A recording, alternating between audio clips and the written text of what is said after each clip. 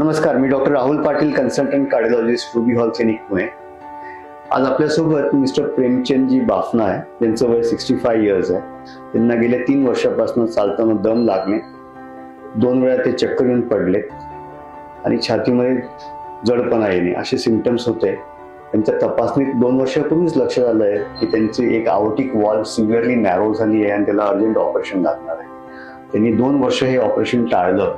Recently मागच्या महिन्यातच त्यांना 2 वेळा चक्कर येऊन बेशुद्ध झाले आणि हा फार सिरियस सिम्पटम आहे. त्यानंतर ते आपल्याकडे आले. त्यांचं आपण थरो इव्हॅल्युएशन केलं. वॉल रिप्लेसमेंट हे 3 प्रकारे होतं. एक सेंटरमध्ये open heart surgery, second minimal invasive आउटिक wall replacement जे छोट्या टाक्यांनी होतं, आणि तिसरं म्हणजे वॉल रिप्लेसमेंट बाय अँजिओप्लास्टी वे, म्हणजे टावी म्हणतात त्याला किंवा टॅवर म्हणतात, मांडीतनं केले जाते. तर यांची आपण मिनिमल इन्व्हेसिव्ह केली आहे, ज्यामध्ये यांच्या इथं छोटेसे टाके पडले आहेत. सेंटर मध्ये कुठेही काही स्टिच नाही आहे.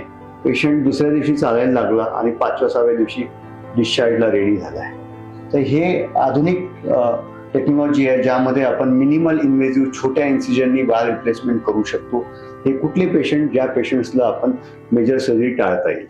वॉल रिप्लेसमेंट कशी झाली हे ऐकण्यासाठी तुम्ही या क्लिकवरती क्लिक करून त्यांच्याचकडनं, त्यांच्या तोंडून ही माहिती घ्या.